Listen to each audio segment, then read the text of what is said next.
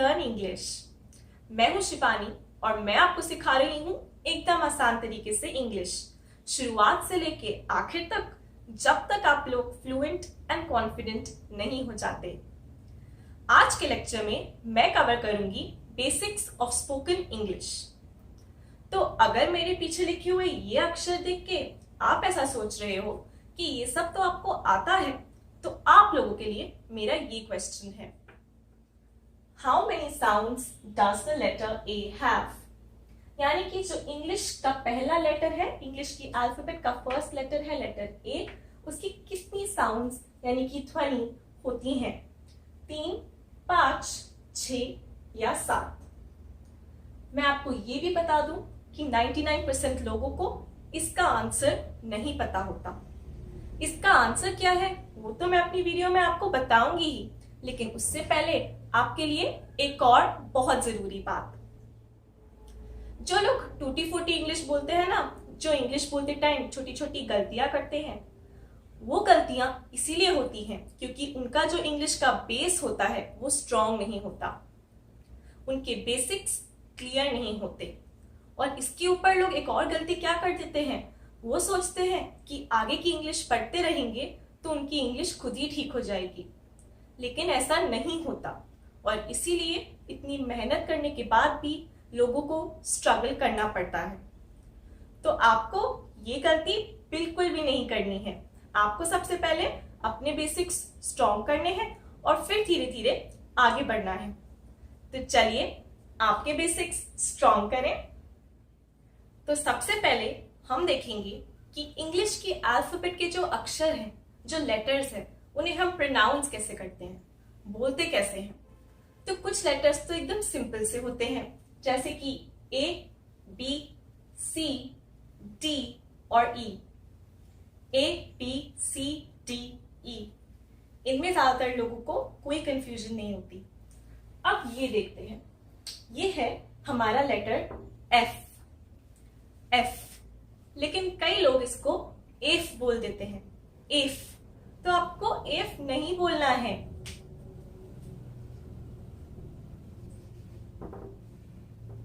F बिल्कुल गलत है, ये हमें नहीं बोलना है। हमें बोलना क्या है? हमें बोलना है एफ, यानी कि ए और फ, एफ।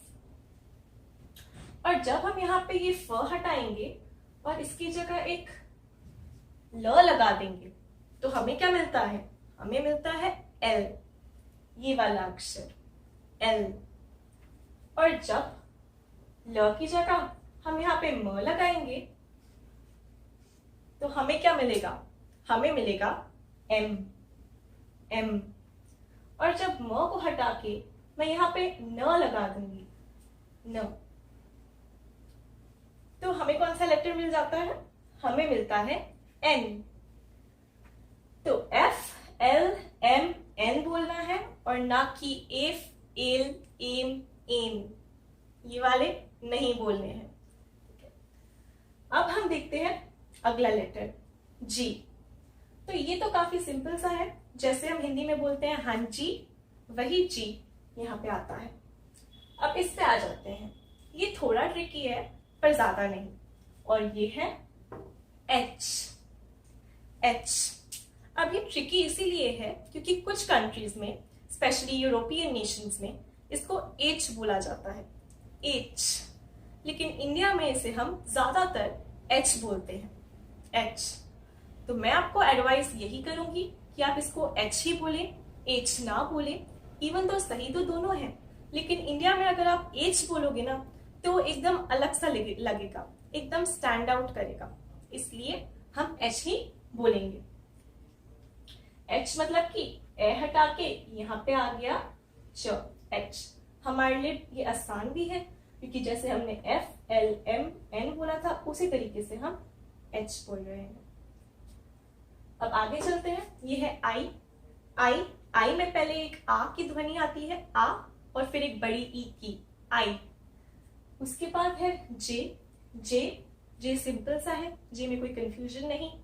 के, के भी सिंपल है।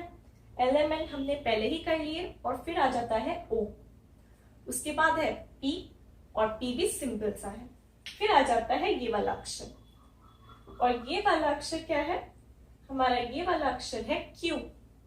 Q अगर मैं आपको हिंदी में बताऊं तो आधा क, पूरा य और बड़ी ऊ की मात्रा Q। उसके बाद आ जाता है R। R होता है आ की ध्वनि और फिर र, R, और फिर आ जाता है ये वाला अक्षर। और ये भी थोड़ा सा इंपॉर्टेंट है क्योंकि कई लोग इसमें गलतियां करते हैं। कई लोग स्कूल को स्कूल बोलते हैं, स्माइल को स्माइल बोलते हैं, लेकिन इस अक्षर को हम इस नहीं बोलते हैं, इसको हम एस भी नहीं बोलते हैं, इसको हम एस बोलते हैं। जैसे यहाँ पे हमने एल बोला था, एम बोला था, एन बोला था, एच बोला था, ऐसे ही एस। यहाँ पे च के बजाय हमारे पास स आ जाएगा, एस एस। तो इस और इस बिल्कुल नहीं बोलना है। उसके बाद हम देखेंगे अपना नेक्स्ट अक्षर, और वो है टी। टी टी सिंपल है, टी कोई कंफ्यूजन ही नहीं। फिर आ जाता है यू। अब यू कैसे बोलना है, जैसे आप क्यू बोल रहे थे ना, बस आप उस शुरू का आधा क हटा दो, क्यू बोल रहे थे, अब आप यू बोलोगे, यू यू। यू भी सिंपल है, मोस्टली लोग इसको अच्छे से बोल पाते हैं। वी, वी में भी कोई कंफ्यूजन नहीं, वी वी। उसके बाद आ जाता है ये वाला अक्षर। अब इसको कैसे बोलना है, इसको बोलना है डब्ल्यू। डब्ल्यू, इसको आप प्लीज डब्ल्यू ना बोले, एंड में यहाँ पे एक य की साउंड आ रही है, डब्ल्यू, यानी कि ड, आधा ब, ल, य और एक बड़ी उ की मात्रा, डब्ल्यू डब्ल्यू। तो अगर आप ये य नहीं बोलेंगे तो ये हो जाएगा डब्ल्यू डब्ल्यू, और डब्ल्यू बिल्कुल सही नहीं लगता, तो डब्ल्यू बिल्कुल नहीं बोलना है। उसके बाद आ जाता है हमारा एक्स। एक्स, एक्स भी सिंपल ही है, ज्यादा मुश्किल नहीं है। जैसे हमने एस बोला था, हमें एक्स बोलना है, तो यहाँ पे ये स हटेगा और इस स के बजाय हमारे पास आ जाएगा आधा क और स, एक्स एक्स। आधा क और स आता है यहाँ पे, और ये ए और ये एक्स हो जाता है, एक्स। अब हमारे पास आया वाई। वाई भी सिंपल है, वाई। वाई को हम ऐसे बोलते हैं, वाई। और फिर आखिर में हमारा जो लास्ट लेटर रह गया है वो है जेड। ये भी इंपॉर्टेंट है कि कई लोग इसमें गलतियां करते हैं। अब इसको हम ऐसे लिखते हैं,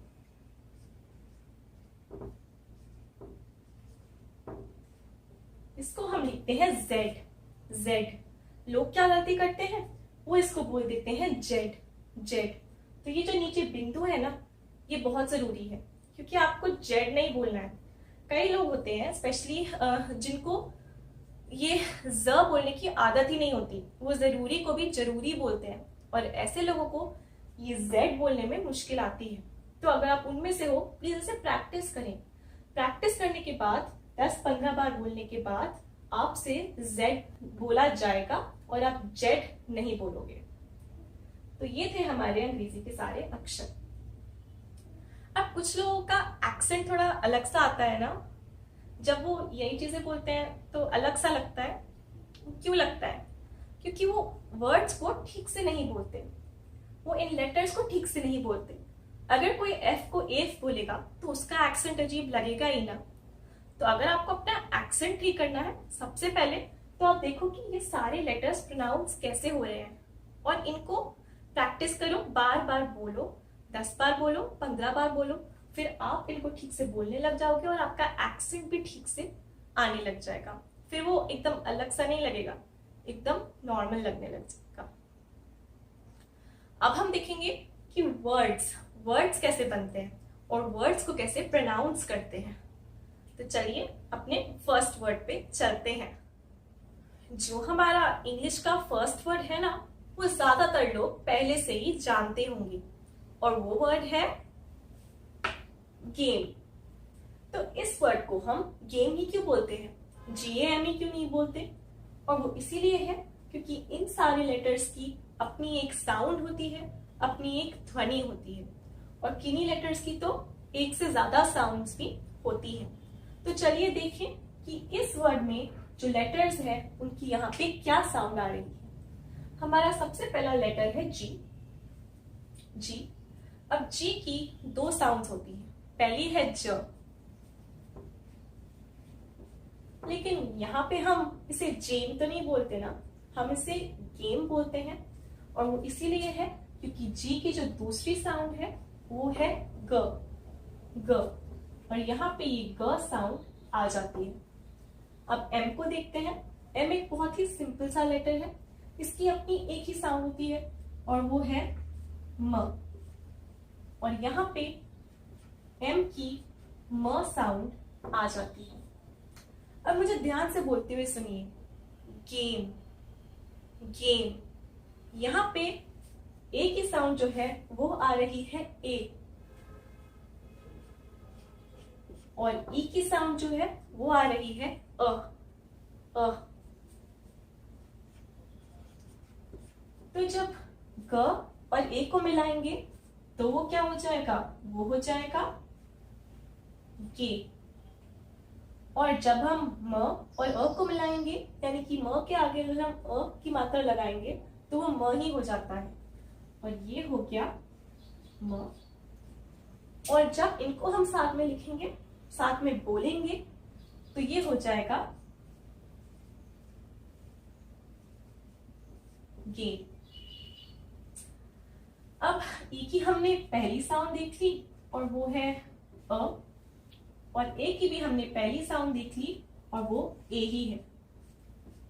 अब मैंने आपसे वीडियो के शुरू में पूछा था कि ए की कितनी साउंड्स होती हैं, तो आप लोगों को ए की 5 साउंड्स पता होनी चाहिए। इन 5 के बिना आपका गुजारा नहीं है। कुछ लोग ए की 7 साउंड्स भी बताते हैं, यानी कि 7 साउंड्स भी बताते हैं, लेकिन बाकी जो 2 साउंड्स हैं वो बहुत ही कम 0.01% ऑफ द टाइम्स यूज होती हैं। 99.9% ऑफ द टाइम्स हमारा काम ए की 5 साउंड से चल जाता है, और इस वीडियो में हम यही 5 साउंड्स देखेंगे।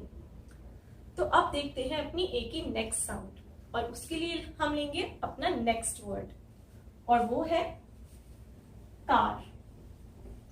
अब ये वर्ड भी ज्यादातर लोगों ने सुना हुआ होगा, कार।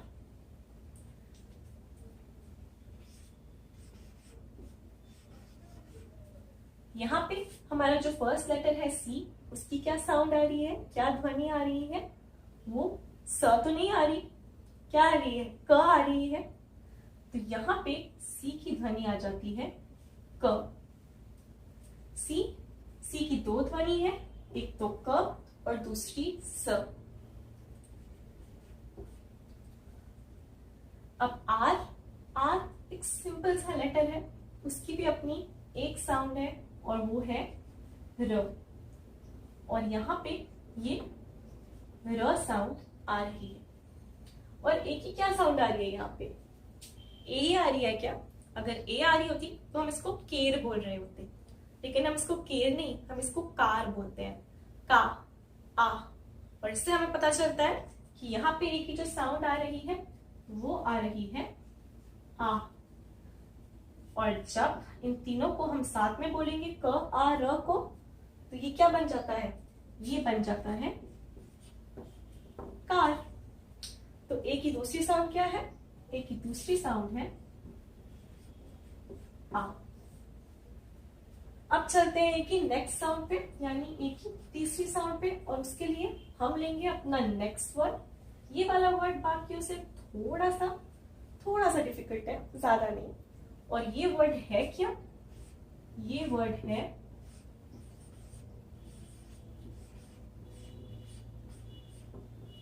है अबाव। अबाव। देखते हैं यहाँ पे सारी लेटर्स की क्या साउंड आ रही है। तो सुनते ही आपको समझ आ गया होगा, अबाव में ए की जो साउंड आ रही है वो है अ। अब आप सोच रहे होंगे ये अ साउंड तो पहले ई की आ ही चुकी है, गेम में हमने देखा था ना कि गेम में ई की साउंड अ थी और यहाँ पे ए की भी साउंड अ आ रही है। तो मैं ये आपको बहुत जरूरी पॉइंट बताना चाहती हूँ कि इंग्लिश में ऐसा होता है कि एक साउंड कई अक्षरों की हो सकती है। यही एक साउंड एक से ज्यादा लेटर्स की हो सकती है। तो यहाँ पे हमारी एक ही थर्ड साउंड जो आ गई है वो है अ। अब बाकी के लेटर्स की भी देखते हैं। अब हमारे पास यहाँ पे है बी। बी बहुत सिंपल सा है, अपनी एक साउंड है उसकी, बस एक ही है और वो है ब। तो यहाँ पे हमारे पास बी से क्या आया, बी से हमें आ रहा है ब साउंड, ब ध्वनि। और वी देखते हैं, वी भी बहुत सिंपल है, उसकी एक साउंड होती है और वो है व। और यहाँ पे ये व साउंड आ रही है। अब ओ और ई की क्या साउंड आ रही है, फिर से सुनिए ध्यान से। Above, above. इससे हमें पता चलता है कि यहाँ पे ओ की भी साउंड अ आ रही है और ई की भी साउंड अ आ रही है।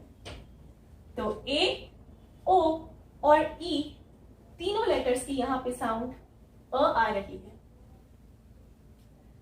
अब अगर आपको इसको बोलने में थोड़ा मुश्किल लग रहा है तो इसको थोड़ा और ब्रेक डाउन करते हैं। अब ब के सामने अगर अ लगेगा तो ये तो ब ही हो जाएगा, और व के सामने अगर अ लगेगा तो ये भी व हो जाएगा। तो ये हो क्या जाता है, ये बन जाता है अ ब व, अ ब व, ये हो गया ना। अब अगर मैं ये हटा दूं अ, तो ये क्या हुआ, ये हुआ बव, बव। तो पहले अगर आपको मुश्किल हो रही है आप इसे बव बोले, फिर आप यहाँ पे ये अ लगाएं और इसको अबव बोले, अबव।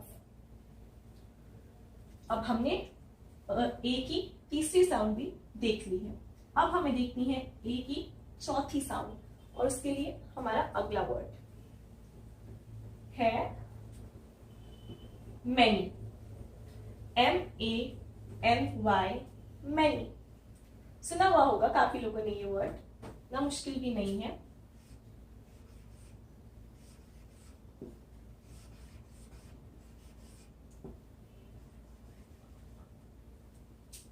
अब देखते हैं यहाँ पे इन लेटर्स की क्या साउंड आ रही है।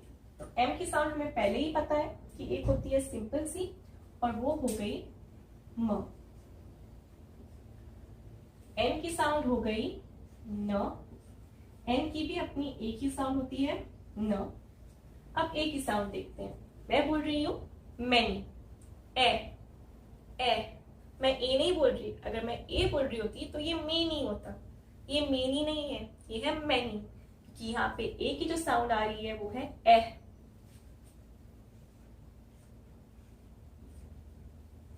ए। और वाई की यहाँ पे क्या साउंड आ रही है। अब वाई की जब हम लोग साउंड सोचते हैं ना, तो सबसे पहले हमारे दिमाग में य आता है, य। वाई की अपनी य साउंड तो है ही, लेकिन यहाँ पे तो नहीं आ रही ना। यहाँ पे तो वाई की य साउंड नहीं आ रही है। यहाँ पे क्या आ रही है, यहाँ पे हम बोल रहे हैं मैनी, यानी कि बड़ी ई। तो यहाँ पे जो वाई की साउंड आ रही है वो है हमारी हिंदी की जो बड़ी ई साउंड होती है, ई। और म पे ए लगाएंगे तो ये क्या हो जाएगा, ये हो जाएगा मैं। और न पे जब बड़ी ई लगाएंगे तो ये क्या हो जाएगा, ये हो जाएगा नी। और अब जब इन दोनों को साथ में बोलेंगे तो वो क्या हो जाएगा, वो हो जाएगा मैनी, यानी कि मैनी, है ना। तो हमने यहाँ पे क्या देखा, हमने देखा कि हमारी वाई की एक साउंड है बड़ी ई। यह तो है ही, वो भी मैं यहाँ लिख देती हूँ, पर इस यह साउंड को हम आगे देखेंगे। ओ की भी हमने एक साउंड देखी थी पिछले वर्ड में, अबव में, और वो थी अ। और ए की हमारी चौथी साउंड हो गई है ए।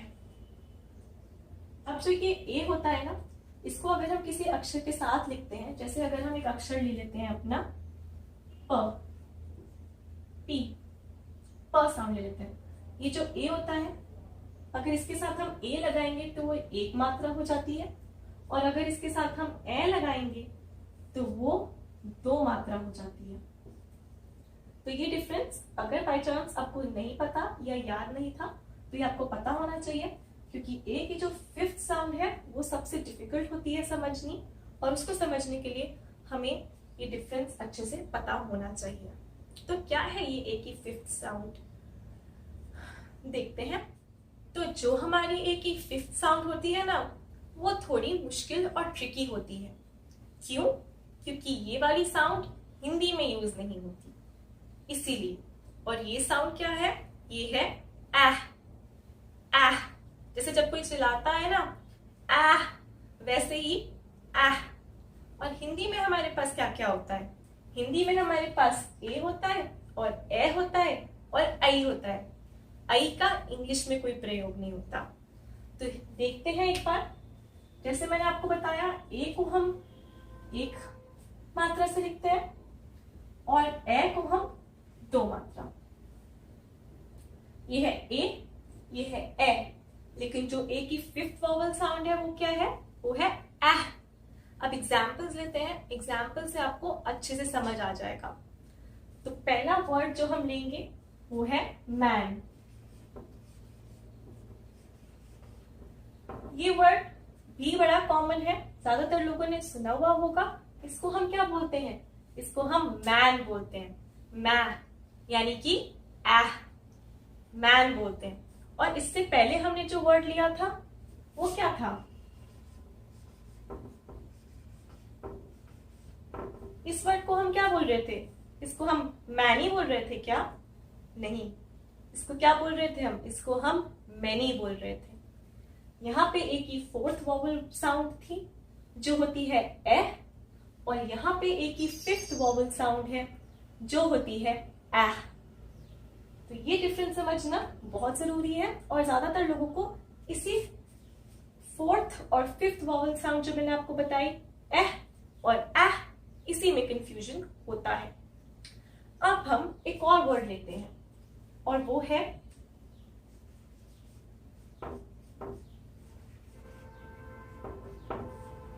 इसको कैसे बोलते हैं? इसको हम बोलते हैं मैन।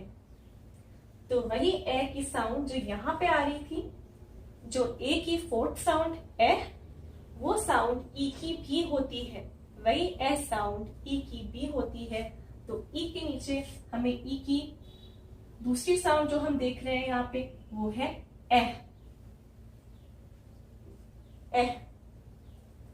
तो ये है मैन और ये है मेन।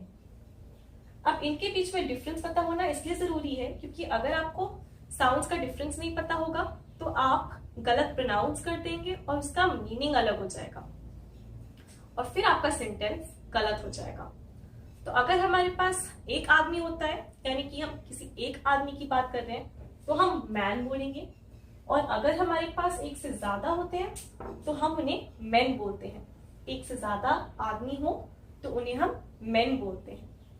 यहाँ पे ए साउंड है, यहाँ पे भी ए साउंड है, इसलिए ये मेन है, इसलिए ये मैनी है। लेकिन यहाँ पे ए साउंड है और इसीलिए इसको हम मैन बोलते हैं। मैन। तो एक और एग्जाम्पल मैं लूंगी पेन और पैन का, और उससे आपको क्लियर हो जाएगा। तो अब इंग्लिश की फोर्थ और फिफ्थ वॉवल साउंड्स के बीच में अंतर देखने के लिए हम एक और एग्जाम्पल ले रहे हैं, और वो है पैन और पेन। अब इस वर्ड पैन वर्ड में इंग्लिश की फिफ्थ वॉवल साउंड यानी कि ए आ रही है। ध्यान से सुने, पैन यानी कि ए, पै। यहाँ पे फिफ्थ वॉवल साउंड आ रही है और यहाँ पे ई की कौन सी साउंड आ रही है? यहाँ पे ई की साउंड आ रही है ए, जो ए की फोर्थ वॉवल साउंड होती है ए। तो यहाँ पे ए आ रही है इसलिए हम इसे बोलते हैं पेन। पेन। तो अब अगर हमें इन वर्ड्स को हिंदी में लिखना हो तो हम कैसे लिखेंगे? ये तो सिंपल है, हमें पता है हिंदी में ए होता है और ए को हम दो मात्रा से लिखते हैं। तो यहाँ पे हम लेंगे अपना प, इसके ऊपर हम लगाएंगे अपनी दो मात्रा यानी कि ए, और इसको हम कर देंगे न, और ये हो गया आपका पेन। पैन को आप कैसे लिखोगे? क्योंकि एह के लिए तो हिंदी में कोई मात्रा ही नहीं है, तो इसको भी लोग ऐसे ही लिख देते हैं, इसको भी लोग ए की तरह लिख देते हैं। लेकिन इससे सीखने वाले को, पढ़ने वाले को बहुत कंफ्यूजन होता है, क्योंकि ये दोनों बिल्कुल ही अलग वर्ड्स हैं। अगर आपने इनको ठीक से नहीं बोला ना तो मतलब ही बदल जाएगा। ये होता है पेन, पेन, और पैन क्या होता है? पैन, पैन होता है ये।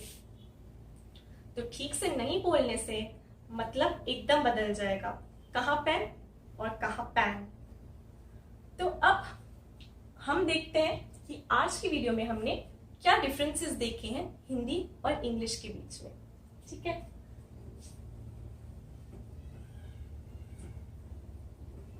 हमने हिंदी और इंग्लिश के बीच में क्या डिफरेंस देखा?